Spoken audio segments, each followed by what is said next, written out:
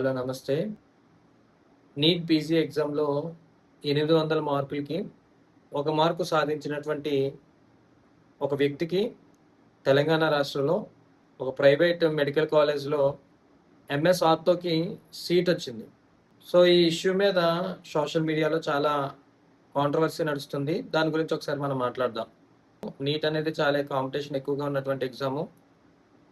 మరి ఒక మార్క్‌కి మెడికల్ కాలేజ్‌లో సీట్ రావడం ఏంటి అని చాలామందికి ఆశ్చర్యం కలుగుతుంది. ఇతను ఒక ఎస్టీ కేటగిరీకి చెందినటువంటి వ్యక్తి. సో, చాలామంది ఆలోచన ఏంటంటే ఎంత ఎస్టీ రిజర్వేషన్ ఉంటే మాత్రం ప్రజలకు వైద్యాన్ని అందించేటువంటి వృత్తిని మరీ రిజర్వేషన్ ఆధారంగా చేసుకొని 1 మార్కు, 2 మార్కులకి మీరు సీట్లు ఇచ్చేస్తే వాళ్ళు రేపు పొద్దున్న ఆ డాక్టర్ పట్టాలు పొందుకొని వాళ్ళ సమాజంలోకొచ్చి ప్రజల మీదే కదా ప్రయోగాలు చేసేది అని చెప్పి చాలామంది వాళ్ళ కోపాన్ని, వాళ్ళ అసహనాన్ని వ్యక్తపరుస్తున్నారు. స్క్రీన్ మీద నేను ఒక పోస్ట్‌ని వేస్తున్నాను. ఒకసారి చూడండి. మొన్న నీట్ ఎగ్జామ్ పేపర్ లీక్ వలన 20 మంది ఓసీ స్టూడెంట్స్ ఆత్మహత్య చేసుకొని చచ్చిపోయారు. దానికి కారణం రిజర్వేషన్స్ అడ్డుపెట్టుకొని మరి 1 మార్కు, 2 మార్కులకి సీట్లు సంపాదించుకొని ఆ బాగా చదివే ఓసీ స్టూడెంట్స్ నష్టపరచడం కాదా అని చెప్పేసి ఒక తెలివైన వ్యక్తి ఒక పోస్ట్ పెట్టాడు. సో, ఇక్కడ విషయం ఏంటంటే మొదటిగా అది 1 మార్కుకి మెడికల్ సీట్ వచ్చింది. నీట్ ఎగ్జామ్ కాదు.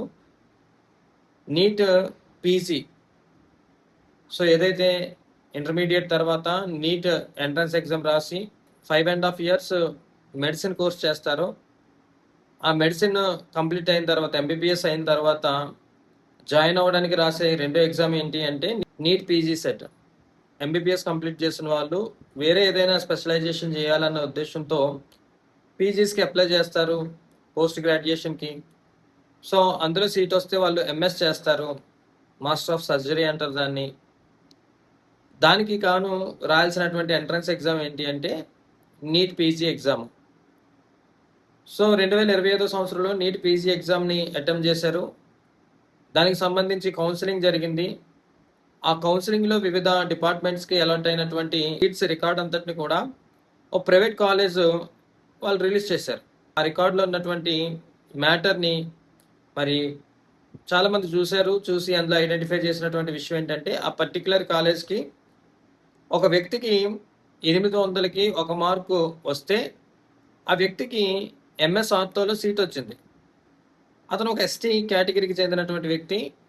సో, రిజర్వేషన్ వల్ల ఇతను 1 మార్కుకి ఎంఎస్ ఆర్థోలో సీట్ పొందుకున్నాడు. ఇతను ఏం చదివి బయటకొచ్చి ప్రజల మీద ఏ రకమైన ప్రయోగాలు చేస్తారు? ఇలా 1 మార్క్ వచ్చిన వాళ్ళకి, 2 మార్కులకి వచ్చిన వాళ్ళకి ఎస్సీ, ఎస్టీ రిజర్వేషన్లు అడ్డుపెట్టుకొని ఎస్సీ, ఎస్టీ రిజర్వేషన్స్ వల్ల వాళ్ళకి ఎలా సీట్లు ఇచ్చేస్తుంటే మరి సమాజంలో ఎలాంటి పరిస్థితులు ఎదురవుతాయని చెప్పేసి చాలామంది భయాన్ని వ్యక్తపరుస్తున్నారు.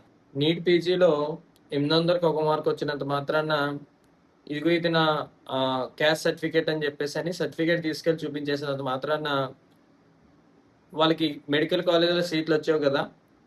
ఎంఎస్ ఆర్థోలో ఒక ప్రైవేట్ కాలేజ్‌లో సీట్ వచ్చింది అంటే గనక దాని వెనక చాలా ప్రాసెస్ ఉంటుంది కదా! సో, ఆ 1 మార్క్ పట్టుకొని వాళ్ళు కౌన్సిలింగ్‌కి అటెండ్ అవ్వాలి. కౌన్సిలింగ్‌లో వాళ్ళకి అవైలబుల్ సీట్స్ అన్ని కనిపించాలి. సో, ఆ సీట్స్‌లో ఏ కేటగిరీకి సంబంధించి, ఆ సీట్స్‌లో ఏ డిపార్ట్మెంట్‌కి వీళ్ళకొచ్చిన మార్కు, వీళ్ళకొచ్చిన ర్యాంక్‌కి ఏ డిపార్ట్మెంట్‌కి సంబంధించినటువంటి పీజీ చేయడానికి అవకాశం కుదురుతుందో వాళ్ళు ఆ ఆప్షన్స్‌ని డిస్‌ప్లే చేయాలి. వీళ్ళ ఆప్షన్స్‌ని ఎంచుకోవాలి. ఎంచుకున్న తర్వాత వీళ్ళ ఎలిజిబిలిటీని బట్టి గవర్నమెంట్ వాళ్ళకి ఆ సీట్‌ని అలాట్ చేయాలి. ఆ సీట్ అలాట్ అయిన తర్వాత వీళ్ళకి ఆ కాలేజ్ నచ్చిందా లేదా? నెక్స్ట్ వచ్చినటువంటి డిపార్ట్మెంట్ నచ్చిందా లేదా? సో, ఆ కాలేజ్‌లో ఉన్న ఫీజ్ స్ట్రక్చర్ నచ్చిందా లేదా? ఇవన్నీ కూడా వాళ్ళు పర్సనల్‌గా ఆలోచించి డిసైడ్ అయ్యి అక్కడికి వెళ్లి జాయిన్ అవుదాం అని చెప్పేసని వాళ్ళు ఒక డిసైడ్‌మెంట్‌కి వచ్చిన తర్వాత సర్టిఫికేట్స్ తీసుకెళ్ళి కాలేజ్‌లో సబ్మిట్ చేసి, ఇక్కడ నేను అడ్మిట్ అవుతున్నాను. ఈ సీట్‌కి నేను అలాట్ అవుతున్నాను అని చెప్పేసని వారు డిక్లరేషన్ ఇస్తే అప్పుడు సీట్ కన్ఫర్మేషన్ అవుతుందన్నమాట. ఈ సీటు ఆ వ్యక్తికి, ఆ పర్టిక్యులర్ వ్యక్తికి అలాట్ అవ్వడంలో ఇంత పెద్ద ప్రాసెస్ ఉంది. కానీ సింపుల్‌గా మనం ఏం మాట్లాడేస్తామంటే 1 మార్క్ వచ్చింది. 1 మార్క్‌కి రిజర్వేషన్‌లో సీట్ వచ్చింది. 1 మార్క్ వచ్చింది. 1 మార్క్‌కి రిజర్వేషన్‌లో జాబ్ వచ్చేసిందని మనం చాలా సింపుల్‌గా మాట్లాడేస్తాం. సో, ఇది రిజర్వేషన్ అనేటువంటి ఒక అంశాన్ని తెర మీదకి తీసుకొచ్చి, సో, దీని మీద మనం బురద జల్లే ప్రయత్నం చేయడం కంటే గనక, ఆ 1 మార్క్‌కి ఆ వ్యక్తికి ఎట్లా సీట్ వచ్చింది? ఏ కారణాలు ఆ వ్యక్తికి ఆ పీజీ సీట్ రావడానికి కారణం అయ్యాయి అనేది మనం ఒకసారి ఆలోచిస్తే, ఇది రిజర్వేషన్ వల్ల జరిగిందా, లేకపోతే గవర్నమెంట్ ప్రభుత్వం ఈ నీట్ పీజీకి సంబంధించినటువంటి క్వాలిఫైయింగ్ మార్క్స్ ని తగ్గించడం వల్ల అతనికి ఈ కాలేజీలో పీజీ సీట్ వచ్చింది అనేది ఒకసారి మనం తెలుసుకోవాలి. గవర్నమెంట్ ఈ నీట్ పీజీ సెట్ రాసినటువంటి వ్యక్తుల యొక్క ఎలిజిబిలిటీ క్రైటీరియాని చాలా ఎక్కువ మొత్తంలో తగ్గించింది. సో ఎంత మొత్తంలో తగ్గించింది అంటే, ఒక మార్కు వచ్చినటువంటి వ్యక్తికి కూడా సీట్ అలాట్ చేయగలిగినంత తక్కువకి దీని క్రైటీరియాని తగ్గించింది. సో ఇందువల్ల గవర్నమెంట్ అంత తక్కువకి తగ్గించింది అనేది మనం ఒకసారి ఆలోచిస్తే కనుక, సో రెగ్యులర్గా ఎవ్రీ ఇయర్ పీజీకి సంబంధించినటువంటి నీట్ పీజీ ఎంట్రన్స్ ఎగ్జామ్ జరుగుతుంది. సో చాలా మంది ఎంబీబీఎస్ని కంప్లీట్ చేసినటువంటి అభ్యర్థులు, సో వాళ్ళు ప్రాక్టీస్ చేయకుండా ఫర్దర్ స్టడీస్కి వెళ్దామన్న ఉద్దేశంతో నీట్ పీజీ సెట్ని అటెంప్ట్ చేస్తారు. సో దాన్ని అటెంప్ట్ చేసిన తర్వాత మోస్ట్ ఆఫ్ ద స్టూడెంట్స్ వాళ్ళు గవర్నమెంట్ కాలేజీలో సీట్ కోసం ట్రై చేస్తారు. కారణం ఏంటంటే, పీజీకి సంబంధించినటువంటి ఫీ స్ట్రక్చర్స్ ఏవైతే ఉన్నాయో అవన్నీ కూడా లక్షల రూపాయల్లో ఉంటాయి. సో ఏదైనా ఒక ప్రైవేట్ కాలేజీలో పీజీ జాయిన్ అవ్వాలనుకుంటే కనుక మినిమం పర్ ఇయర్కి వచ్చేసి 10 lakhs పైనే వాళ్ళు ఫీజుని ఛార్జ్ చేస్తారు. సో కాబట్టి పీజీలో జాయిన్ అవుదాం అనుకున్నటువంటి స్టూడెంట్స్ దాదాపుగా గవర్నమెంట్ మెడికల్ కాలేజెస్లో సీట్స్ కోసం వాళ్ళు ట్రై చేస్తారు. మంచి ర్యాంక్ వస్తే, మంచి మార్క్స్ వస్తే, గవర్నమెంట్లో సీట్ వస్తే జాయిన్ అవుదాం, లేకపోతే డ్రాప్ అవుదాం అన్నట్టుగా చాలా మంది వెయిట్ చేయడం వల్ల ఎవ్రీ ఇయర్ దాదాపుగా ఈ పీజీకి సంబంధించినటువంటి సీట్స్ చాలావి మిగిలిపోతున్నాయి అన్నమాట. సో ఈ మిగిలిపోతున్నటువంటి కారణం వల్ల గవర్నమెంట్ ఏం చేసింది అంటే, ఎలిజిబిలిటీ పర్సెంటేజ్ మార్క్స్ని చాలా ఎక్కువగా తగ్గించడం జరిగింది.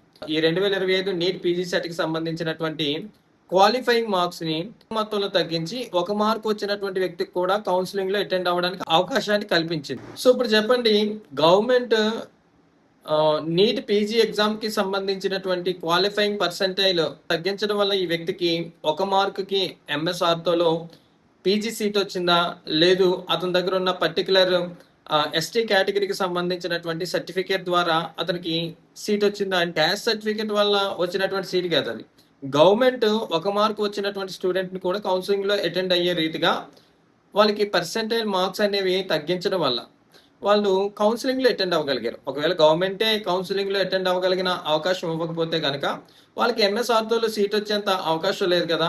సో ఫస్ట్ పాయింట్, ఇది రిజర్వేషన్ల వల్ల జరిగినటువంటి విషయం కాదు, ఇది గవర్నమెంట్ క్వాలిఫైయింగ్ మార్క్స్ని ఉన్నతంగా తగ్గించడం వల్ల జరిగినటువంటి విషయం అని మొదట మనం గమనించాలి.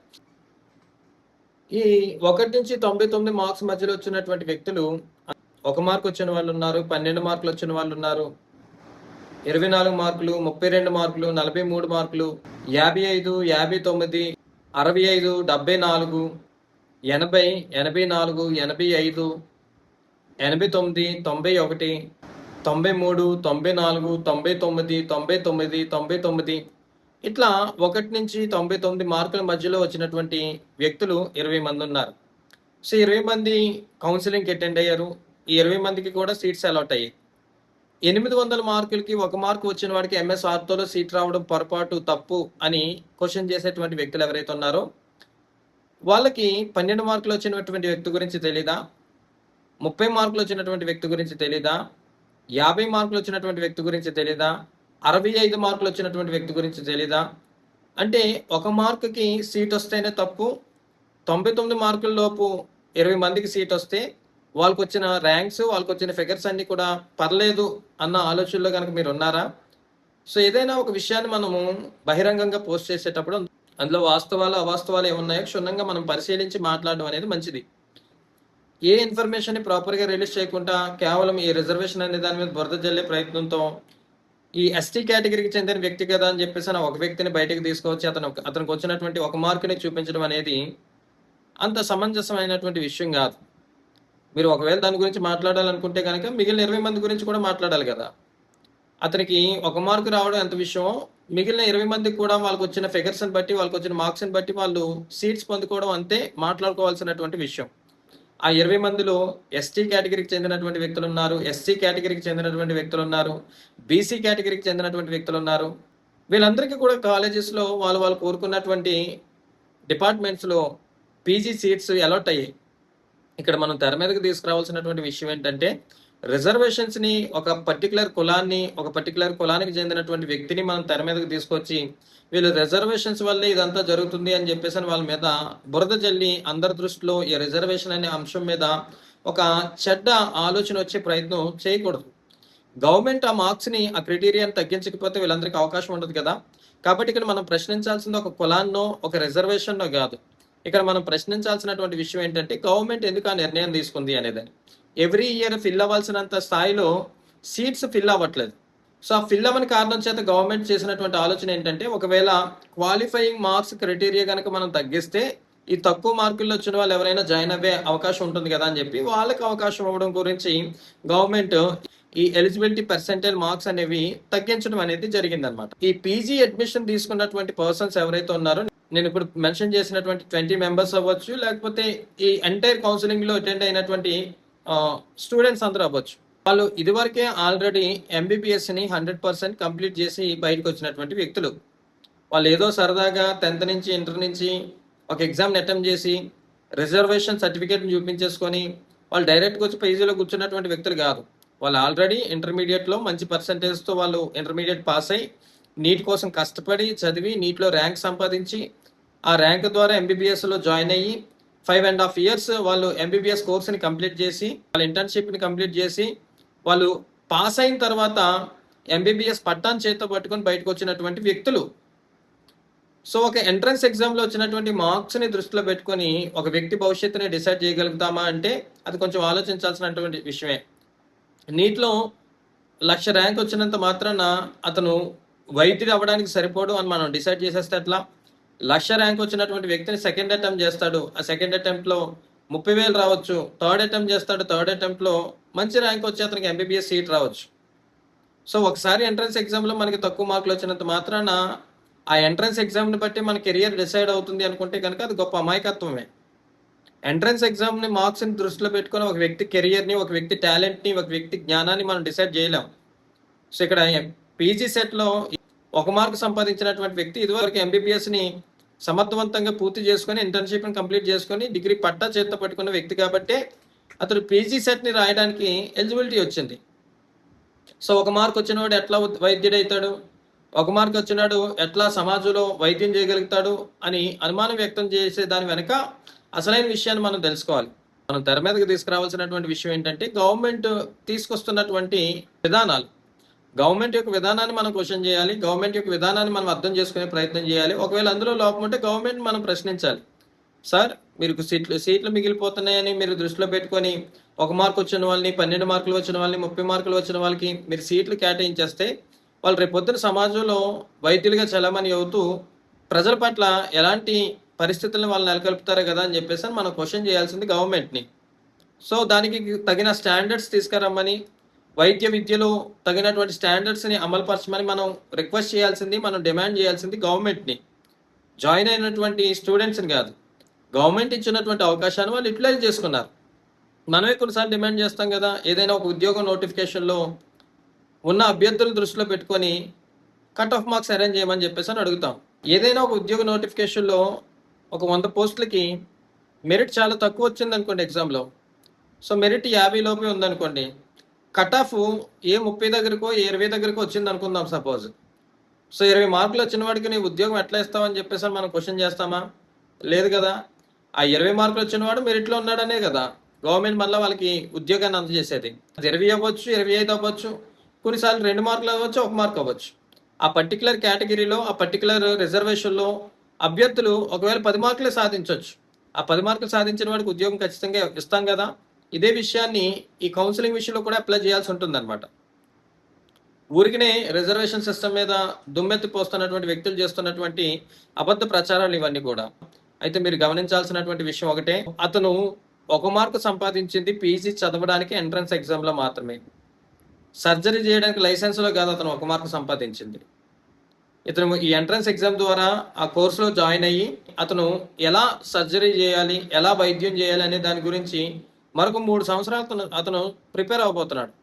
ఈ విద్యార్థులు మరొక 3 సంవత్సరాలు ఆ విషయాల మీద చాలా క్షుణ్ణంగా, నిపుణంగా ప్రతి విషయాన్ని నేర్చుకుంటూ వాళ్ళు చదవబోతున్నారు. ఆ పీజీకి సంబంధించినటువంటి సర్టిఫికేట్ రావాలంటే తిరిగి వాళ్ళు ఎగ్జామ్స్ని అటెంప్ట్ చేయాలి, ఎగ్జామ్స్లో వాళ్ళకి పాస్ అవ్వాలి, వాళ్ళకు ఉన్నటువంటి ప్రతి ఈవెంట్ని వాళ్ళు దాటుకొని బయటకు వచ్చిన తర్వాతే వాళ్ళు రికగ్నైజ్ అవుతారు.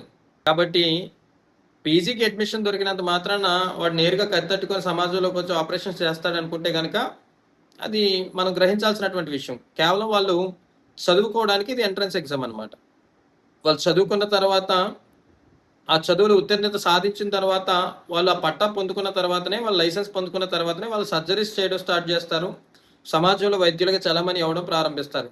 కాబట్టి ప్రతి విద్యార్థి చదువు వెనక చాలా ఎక్కువ కష్టం ఉంటుంది. అందులో ఈ విద్యను అభ్యసించేటువంటి స్టూడెంట్స్ ఎవరైతే ఉన్నారో వాళ్ళ జీవితాలను త్యాగం చేసి, కుటుంబాలను త్యాగం చేసి, చాలా కష్టపడి వాళ్ళు చదువుతూ సమాజంలో వాళ్ళు ఉన్నతమైన స్థాయికి వైద్యులుగా సేవలు అందించడానికి వాళ్ళు బయటికి రావడానికి ఎంతో త్యాగాలు చేస్తారు. కాబట్టి అలాంటి వ్యక్తుల మీద ఎలా పడితే అలా మాట్లాడడం అనేది కరెక్ట్ కాదు.